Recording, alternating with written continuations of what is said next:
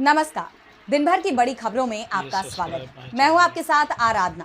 आज इस बुलेटिन में बात होगी चुनाव आयोग पर इंडिया के हल्ला बोल की, राहुल गांधी और तेजस्वी की वोटर अधिकार यात्रा की। देखेंगे चुनाव आयोग के खिलाफ एकजुट हुए विपक्ष को, संसद में कैसे घिरी मोदी सरकार, जानेंगे कैसे उपराष्ट्रपति चुनाव में फंस गया एनडीए, और बुलेटिन के आखिर में देखेंगे जाने माने कार्टूनिस्ट इरफान की किस खबर पर पड़ी तिरछी नजर। लेकिन दिन भर की तमाम बड़ी खबरों से पहले एक नजर आज की सुर्खियों पर। ट्रेनिंग के दौरान विकलांग होने वाले कैडेट्स की हालत पर सुप्रीम कोर्ट ने जताई चिंता, केंद्र सरकार से मांगा जवाब, कहा सिर्फ 40,000 रुपए मुआवजा काफी नहीं। खराब सड़क होने के बाद भी क्यों वसूला जा रहा टोल, सीजीआई बीआर गवई की एनएचएआई को फटकार, कहा टोल तो लेते हैं मगर सेवाएं नहीं देते। भारी बारिश से थमी मुंबई की रफ्तार, कई इलाकों में जाम, लोकल ट्रेन और फ्लाइट से डिले, स्कूल कॉलेजों में छुट्टी। हरे निशान पर बंद हुआ शेयर बाजार, 676 अंकों के उछाल के साथ 81,273 पर बंद हुआ सेंसेक्स, तो 245 अंकों की बढ़ोतरी के साथ 24,876 पर बंद हुआ निफ्टी। ये तो थी सुर्खियां। अब बात आज की सबसे बड़ी खबर की। चुनाव आयोग की प्रेस कॉन्फ्रेंस ने विपक्ष के हाथ बड़ा मुद्दा थमा दिया और अब पूरा विपक्ष एकजुट होकर चुनाव आयोग के खिलाफ हल्ला बोल कर रहा है। राहुल गांधी और अखिलेश यादव के बाद अब इंडिया गठबंधन ने चुनाव आयोग को उसी की भाषा और उसी के तरीके से जवाब दिया और साथ ही चुनाव आयोग पर नए आरोप लगा दिए। देखिए ये रिपोर्ट। विपक्ष के नेता राहुल गांधी ने चुनाव आयोग को लेकर बड़ा खुलासा किया तो चुनाव आयोग ने राहुल को घेरने की कोशिश की, लेकिन चुनाव आयोग की ये कोशिश उसे भारी पड़ गई और विपक्ष के हाथ बड़ा मुद्दा लग गया। विपक्ष ने एक बार फिर चुनाव आयोग को आड़े हाथ ले लिया। विपक्ष ने पूछा एसआईआर हड़बड़ी में क्यों हो रहा है। वोटर वेरिफिकेशन और वोट चोरी को लेकर विपक्ष ने प्रेस कॉन्फ्रेंस की। कांग्रेस सांसद गौरव गोगोई ने कहा कि इलेक्शन कमीशन ने राजनीतिक दलों पर सवाल उठाए, लेकिन जब विपक्षी दल सवाल पूछ रहे हैं तो वो जवाब नहीं दे रहे हैं और अपनी जिम्मेदारी से भाग रहे हैं। इसके अलावा टीएमसी नेता महुआ मोइत्रा ने कहा कि कल प्रेस कॉन्फ्रेंस में मुख्य चुनाव आयुक्त का कठपुतली की तरह प्रदर्शन बेहद शर्मनाक था। वहीं सपा सांसद रामगोपाल यादव ने भी आयोग को घेरा और कहा कि चुनाव आयोग ने कल बार बार कहा कि जो आरोप लगाए जा रहे हैं उन्हें शपथ पत्र के माध्यम से दें। राजद सांसद मनोज झा ने कहा कि हमें भारत के संविधान से शक्ति मिल रही है, ये संवैधानिक औचित्य और नैतिकता के आपके उल्लंघन के लिए ढाल नहीं बन सकती। यानी इंडिया गठबंधन की प्रेस कॉन्फ्रेंस ने चुनाव आयोग को सवालों के कटघरे में खड़ा तो किया ही, साथ ही नए आरोप भी लगा दिए। वहीं इससे पहले राहुल गांधी और अखिलेश यादव ने भी चुनाव आयोग की पोल खोल कर रख दी थी। अखिलेश यादव ने बाकायदा सबूतों के साथ आयोग के झूठ से पर्दा उठा दिया था। उन्होंने सोशल मीडिया पर एफिडेविट रिसीविंग की रिसीट साझा कर चुनाव आयोग को घेरा था। इसके बाद अखिलेश यादव के ट्वीट को राहुल गांधी ने साझा किया और साथ में लिखा एफिडेविट तो वोट चोरी पर पर्दा डालने का बस बहाना है। यानी कहा जा सकता है कि विपक्ष ने एकजुट होकर चुनाव आयोग को चौतरफा घेर लिया है। चुनाव आयोग चौतरफा घेरता दिखाई दे रहा है तो राहुल की वोटर अधिकार यात्रा ने बीजेपी को परेशानी में डाल दिया है। बिहार विधानसभा चुनाव से पहले राहुल गांधी की वोटर अधिकार यात्रा शुरू हो चुकी है। इस यात्रा में तेजस्वी यादव भी शामिल हैं और इसे जनता का जबरदस्त समर्थन भी मिल रहा है। यात्रा के दूसरे दिन भी राहुल और तेजस्वी चुनाव आयोग पर हमलावर दिखाई दिए और चुनाव आयोग के साथ ही बीजेपी पर भी तीखे हमले किए। देखिए ये रिपोर्ट। वोटर अधिकार यात्रा के दूसरे दिन राहुल गांधी ने मतदाता सूची के विशेष गहन पुनरीक्षण यानी एसआईआर को वोट चोरी का नया तरीका बताया। उन्होंने कहा कि वो एक व्यक्ति एक वोट के सिद्धांत की रक्षा करने के लिए शपथ ले चुके हैं। राहुल गांधी ने कहा कि उनकी मुलाकात ऐसे लोगों से हुई है जिन्होंने पिछले लोकसभा चुनाव में मतदान किया था, लेकिन अब बिहार में चल रही एसआईआर प्रक्रिया के दौरान उनके नाम मतदाता सूची से हटा दिए गए हैं। सासाराम में राहुल गांधी ऐसे लोगों से मिले और मीटिंग की एक तस्वीर शेयर की, जिसके साथ लिखा कि सर वोट चोरी का नया हथियार तैयार हो चुका है। राहुल गांधी ने कहा बीजेपी और चुनाव आयोग की मिली भगत से उन्हें सिर्फ इसलिए सजा दी जा रही है क्योंकि वो बहुजन और गरीब तबके से आते हैं। अब हालात ऐसे हैं कि ना तो उनके पास वोट रहेगा, ना पहचान और ना ही अधिकार। यहाँ तक कि हमारे जवानों को भी इस अन्याय से नहीं छोड़ा गया है। इस दौरान राहुल गांधी ने इलेक्शन कमीशन के हलफनामा या माफीनामा पर कहा कि पीएम मोदी, अमित शाह और इलेक्शन कमीशन के लोग ये समझ लो कि ना मैं आपसे डरता हूँ और ना ही तेजस्वी, ना बिहार डरता है। मैं गारंटी देकर कहता हूं कि वोट चोरी की सच्चाई पूरे हिंदुस्तान की जनता के सामने लाकर रखूंगा। जो कहता हूं उसे छोड़ता नहीं हूं। तेजस्वी यादव ने कहा कि निकम्मे भाजपा नीतीश सरकार ने चुनाव से पहले ही मान लिया है कि उनकी हार तय है, इसलिए चुनाव आयोग को तथाकथित विशेष गहन पुनरीक्षण से विपक्ष के वोट काटने के काम पर लगाया गया है। पर भाजपा चाहे जितना भी हाथ पैर मार ले, इस खटारा भाजपा नीतीश सरकार को जाना तय है। यात्रा के दूसरे दिन राहुल गांधी और तेजस्वी यादव ने देवकुंड सूर्य मंदिर में पूजा अर्चना की। उनके साथ विकासशील इंसान पार्टी के प्रमुख मुकेश सहनी भी मौजूद रहे। मतदाता अधिकार यात्रा दूसरे दिन कुटुंबा में शुरू होकर शाम तक गया पहुंच गई। राहुल ने चुनाव आयोग पर हमला बोला। चुनाव आयोग विपक्ष के निशाने पर तो काफी वक्त से बना हुआ है और अब विपक्ष ने मुख्य चुनाव आयुक्त के खिलाफ महाभियोग लाने की तैयारी भी शुरू कर दी है, जिसे लेकर देश की सियासत में उबाल आ गया है। हाल ही में चुनाव आयोग ने प्रेस कॉन्फ्रेंस की, जिसे लेकर विपक्ष का आरोप है कि ज्ञानेश कुमार ने तमाम अहम सवालों के जवाबों का गोलमोल जवाब दिया, जिसे लेकर अब विपक्ष का गुस्सा फूट पड़ा है।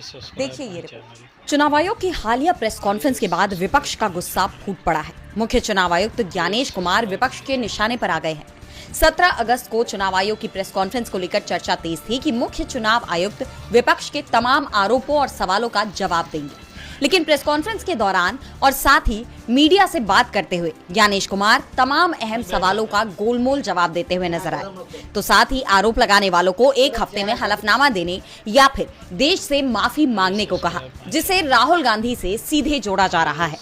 इसे लेकर अब विपक्ष का गुस्सा फूट पड़ा है। विपक्ष अब एकजुट होकर मुख्य चुनाव आयुक्त के खिलाफ महाभियोग लाने की तैयारी में है, जिसे लेकर सियासी गलियारों में हलचल तेज हो गई है। बताया जा रहा है कि विपक्ष ज्ञानेश कुमार के रवैये को लेकर काफी नाराज है और अब वो उन्हें हटाने की प्रक्रिया की शुरुआत करने की तैयारी में है। हाल ही में राहुल गांधी ने एक प्रेस कॉन्फ्रेंस में प्रेजेंटेशन के जरिए वोट चोरी को लेकर कई अहम सबूत पेश किए थे, जिसे लेकर चुनाव आयोग की तरफ से कोई ठोस जवाब नहीं दिया गया और अब इसे लेकर विपक्ष ने संसद में मल्लिकार्जुन खड़गे के चैम्बर में इस पर चर्चा की, जिसके बाद लोकसभा में विपक्ष के उप नेता गौरव गोगोई ने जानकारी दी। उन्होंने कहा कि मुख्य चुनाव आयुक्त बीजेपी के साथ कांग्रेस जैसा व्यवहार क्यों नहीं कर रहे। मुझे लगता है कि मुख्य चुनाव आयुक्त द्वारा प्रेस कॉन्फ्रेंस करके इस संवैधानिक पद की गरिमा को कमजोर किया गया है। वहीं सीसी के इस बयान के बाद इंडिया गठबंधन की बैठक में कांग्रेस अध्यक्ष मल्लिकार्जुन खड़गे ने ज्ञानेश कुमार के खिलाफ महाभियोग लाने की बात कही। हालांकि अब तक इस पर अंतिम फैसला नहीं हुआ है। यानी विपक्ष का सीधा आरोप है कि चुनाव आयोग बीजेपी और कांग्रेस के प्रति पक्षपातपूर्ण रुख अपना रहा है। तो वहीं आरोप ये भी लग रहे हैं कि इस प्रेस कॉन्फ्रेंस में ज्ञानेश कुमार ने अपने पद और चुनाव आयोग की गरिमा को कमजोर करने का काम किया है, क्योंकि चुनाव आयोग की प्रेस कॉन्फ्रेंस के बाद भी विपक्ष के तमाम सवाल जस के तस है। इसी को लेकर विपक्ष अब ज्ञानेश कुमार के खिलाफ महाभियोग लाने की तैयारी में है, जिससे चुनाव आयोग बुरी तरह से घिर गया है। चुनाव आयोग बुरी तरह से घिर गया तो मोदी सरकार भी घिरती दिखाई दे रही है। संसद के मॉनसून सत्र के 18वें दिन विपक्ष ने तमाम मुद्दों को लेकर प्रदर्शन किया, तो वहीं राज्यसभा में खड़गे और नड्डा के बीच तीखी बहस भी देखने को मिली और साथ ही इस दौरान सदन में कई विधेयक भी पेश किए गए। वहीं अंतरिक्ष यात्री शुभांशु शुक्ला की उपलब्धि को लेकर भी चर्चा हुई। तो क्या कुछ रहा सदन का घटनाक्रम, जानेंगे इस रिपोर्ट में। संसद के मानसून सत्र का 18वां दिन काफी हंगामेदार रहा। पूरे दिन दोनों सदनों में विपक्ष का भारी विरोध जारी रहा, जिससे कार्यवाही बार बार स्थगित होती रही। सदन शुरू होने से पहले संसद परिसर में विपक्ष ने कई मुद्दों पर एकजुट होकर विरोध प्रदर्शन किया।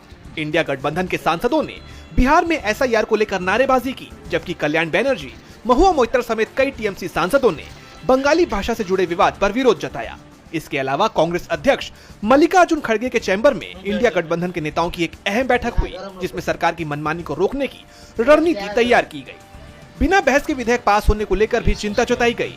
इन सबके बीच लोकसभा में कुछ विधेयक पेश हुए। केंद्रीय मंत्री पीयूष गोयल ने जन विश्वास संशोधन विधेयक 2025 पेश किया। इस विधेयक का मकसद 350 से अधिक कानूनी प्रावधानों में बदलाव करना है। विधेयक को आगे की समीक्षा के लिए लोकसभा की चयन समिति को भेज दिया गया है, जो अगले सत्र की शुरुआत तक अपनी रिपोर्ट सौंपेगी। वहीं केंद्रीय मंत्री धर्मेंद्र प्रधान ने इंडियन इंस्टीट्यूट ऑफ मैनेजमेंट संशोधन बिल 2025 पेश किया, जिसका लक्ष्य देश के प्रमुख प्रबंधन संस्थानों की स्वायत्तता और संचालन में सुधार करना है। इस बीच राज्यसभा में मल्लिकार्जुन खड़गे और जेपी नड्डा के बीच बहस देखने को मिली। मल्लिकार्जुन खड़गे ने कहा कि हमें मतदान का हक संविधान से मिला है, उसे छीनने का हक किसी को भी नहीं है। चुनाव आयोग हमें धमका और डरा रहा है और हमसे हलफनामा मांग रहा है। हमने इस संबंध में हलफनामा भी दिया है। अगर चुनाव आयोग हमें धमकाता है तो हम उनके खिलाफ कार्रवाई करेंगे। Supreme authority, you are our guardian. Sir, मतदान का हक हमको संविधान ने दिया है, उसको छीन लेने का किसी का अधिकार नहीं है। और इलेक्शन कमीशन हमको धमका रही है और डरा रही है और ये कह रही है आप एफिडेविट दो, हमने affidavit दिया है। This is not going on record. इसके बाद दोपहर 2 बजे लोकसभा में एक विशेष चर्चा का आयोजन किया गया, जिसमें हाल ही में अंतरिक्ष से लौटे भारतीय अंतरिक्ष यात्री शुभांशु शुक्ला का सम्मान किया गया। स्पीकर ओम बिरला की शुरू की गई इस चर्चा में जितेंद्र प्रधान ने हिस्सा लिया। इसके बाद सदन की कार्यवाही को अगले दिन यानी 19 अगस्त तक के लिए स्थगित कर दिया गया। अब ये देखना होगा कि 19 अगस्त को सदन में क्या देखने को मिलता है। संसद में विपक्ष के प्रदर्शन ने सरकार की मुश्किलें बढ़ा दी हैं, तो उपराष्ट्रपति चुनाव को लेकर भी एनडीए टेंशन में है। उपराष्ट्रपति चुनाव के लिए बीजेपी ने अपने पत्ते खोल दिए हैं, तो इंडिया गठबंधन की तरफ से भी साफ कर दिया गया है कि वो भी अपना उम्मीदवार उतारेगा और जल्दी ही इंडिया गठबंधन के उम्मीदवार के नाम का ऐलान हो सकता है। तो क्या है उपराष्ट्रपति चुनाव का समीकरण, देखेंगे इस रिपोर्ट में। बीजेपी की तरफ से उपराष्ट्रपति पद के लिए अपने उम्मीदवार के नाम पर मोहर लगा दी गई है। बीजेपी संसदीय दल की बैठक के बाद महाराष्ट्र के राज्यपाल सीपी राधाकृष्णन को अपना उम्मीदवार बनाने का ऐलान कर दिया है, जिसके बाद सीपी राधाकृष्णन ने दिल्ली आकर पीएम मोदी से मुलाकात की है। 21 अगस्त को सीपी राधाकृष्णन उपराष्ट्रपति पद के लिए अपना नामांकन जमा करेंगे। तो दूसरी तरफ इंडिया गठबंधन भी साफ कर चुका है कि वो भी अपना उपराष्ट्रपति उम्मीदवार उतारेगा। इसके लिए कांग्रेस अध्यक्ष और राज्यसभा में विपक्ष के नेता मल्लिकार्जुन खड़गे के ऑफिस में सुबह संसदीय दल की बैठक बुलाई गई। इस बैठक में इंडिया गठबंधन की तरफ से उम्मीदवार के नाम पर चर्चा की गई। तमिलनाडु में अगले साल चुनाव होने हैं, उससे पहले बीजेपी ने सीपी राधाकृष्णन को उम्मीदवार बनाकर तमिल कार्ड खेलने की कोशिश की है। उसकी कार्ड विपक्ष ने ढूंढ निकाली है। चर्चा है कि तमिलनाडु से डीएमके के सांसद तिरुचि सिवा के नाम पर मोहर लग सकती है। वैसे बीजेपी की तरफ से उपराष्ट्रपति चुनाव निर्विरोध कराने की औपचारिक कोशिश की जा रही है। रक्षा मंत्री राजनाथ सिंह ने कांग्रेस अध्यक्ष खड़गे को फोन किया और सीपी राधाकृष्णन के नाम पर समर्थन मांगा, पर यह तय है कि विपक्ष बीजेपी उम्मीदवार के नाम का समर्थन नहीं करेगा, क्योंकि उम्मीदवार के चयन को लेकर बीजेपी ने विपक्ष से कोई संपर्क नहीं साधा था। बता दें कि उपराष्ट्रपति चुनाव के लिए 9 सितंबर को वोटिंग होगी। इसी दिन चुनाव परिणाम सामने आ जाएंगे। नामांकन की आखिरी तारीख 21 अगस्त है। चुनाव लड़ने वाले व्यक्ति के नामांकन में 20 सांसदों के प्रस्ताव और इतने ही सांसदों के समर्थन की जरूरत होती है। फिलहाल संसद का जो समीकरण है, उससे एनडीए और इंडिया गठबंधन के बीच कांटे की टक्कर मानी जा रही है। उपराष्ट्रपति चुनाव को लेकर बहस गरमाई हुई है, तो एक देश एक चुनाव पर भी विवाद थमता नजर नहीं आ रहा। अब पूर्व सीजीआई संजीव खन्ना ने भी इस पर सवाल खड़े कर दिए हैं। उन्होंने कहा है कि ये विधेयक कहीं न कहीं देश के संघीय ढांचे को कमजोर कर सकता है। तो और क्या कुछ कहा है पूर्व सीजीआई ने, जानेंगे इस रिपोर्ट में। पूर्व सीजीआई संजीव खन्ना ने एक देश एक चुनाव के प्रस्ताव पर अपनी राय देते हुए कुछ अहम सवाल उठाए हैं। उन्होंने संयुक्त संसदीय समिति यानी जेपीसी के सामने अपनी बात रखी। जस्टिस खन्ना ने कहा कि भले ही किसी प्रस्ताव में संवैधानिक वैधता हो, मगर इसका मतलब ये नहीं है कि उसके प्रावधान जरूरी हैं या सही हैं। उनका मानना है कि ये विधेयक देश के संघीय ढांचे को कमजोर कर सकता है। पूर्व सीजीआई ने जेपीसी को बताया कि पहले के समय में लोकसभा और विधानसभा चुनाव का एक साथ होना सिर्फ एक संयोग था, न कि संविधान का कोई आदेश। इसके साथ ही जस्टिस खन्ना ने एक और अहम चिंता व्यक्त की। उन्होंने कहा कि अगर चुनाव आयोग को किसी चुनाव को टालने का अधिकार मिल जाता है, तो ये अप्रत्यक्ष रूप से राष्ट्रपति शासन जैसा होगा। इसका सीधा मतलब होगा कि केंद्र सरकार राज्यों के मामले पर नियंत्रण कर सकती है।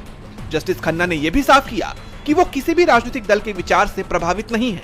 वो तो सिर्फ संविधान और कानून के आधार पर अपनी राय दे रहे हैं। विपक्ष तो इस विधेयक का विरोध कर ही रहा है, तो साथ ही रंजन गोगोई और डीवाई चंद्रचूड़ जैसे कई अन्य पूर्व सीजीआई भी इस मुद्दे पर अपनी राय दे चुके हैं, जिससे साफ है कि ये मुद्दा कितना अहम है और इस पर कितनी गहन चर्चा की जरूरत है। अब सरकार इन सब की राय को अहमियत देती है या नहीं, ये देखना होगा। मोदी सरकार एक देश एक चुनाव को लागू करने की कोशिश में है, तो वहीं अमेरिकी राष्ट्रपति डोनाल्ड ट्रंप रूस यूक्रेन युद्ध को रुकवाने की कोशिशों में जुटे हुए हैं। इसी सिलसिले में जहां बीते दिनों उन्होंने रूसी राष्ट्रपति पुतिन से मुलाकात की और अब वो यूक्रेन के राष्ट्रपति जेलेंस्की से भी मिलने जा रहे हैं। लेकिन इस मुलाकात से पहले ही ट्रंप ने जेलेंस्की के सामने कुछ शर्तें रख दी हैं, जिसके बाद सवाल उठ रहे हैं कि क्या पिछली बार की ही तरह इस बार भी जेलेंस्की और ट्रंप के बीच छिड़ेगी बहस।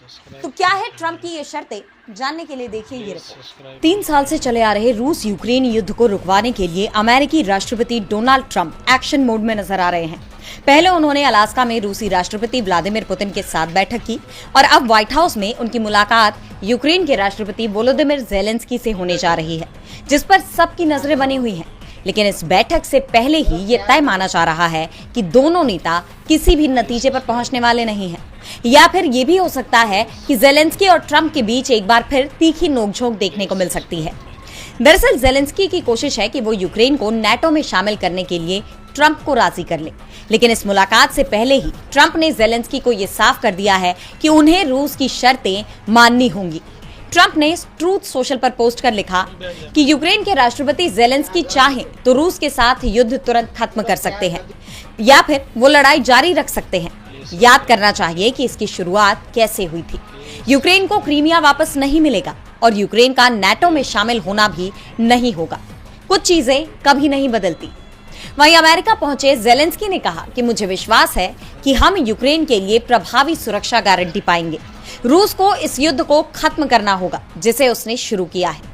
अब ऐसे में दोनों नेताओं के बीच ये मुलाकात किस नतीजे पर पहुंचती है, ये देखने वाली बात होगी। और बुलेटिन के आखिर में देखेंगे जाने माने कार्टूनिस्ट इरफान की किस खबर पर पड़ी तिरछी नजर।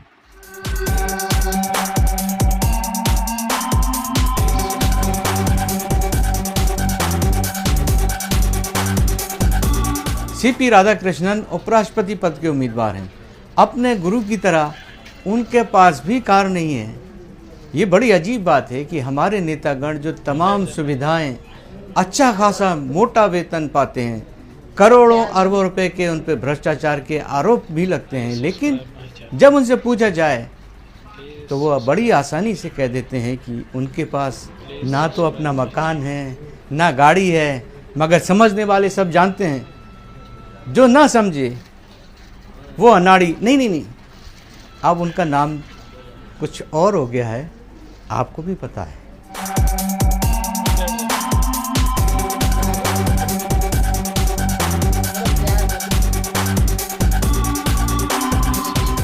बहुत बहुत शुक्रिया इरफान जी। तो आज इस बुलेटिन में इतना ही। आप देखते रहिए डीवी लाइव। नमस्कार।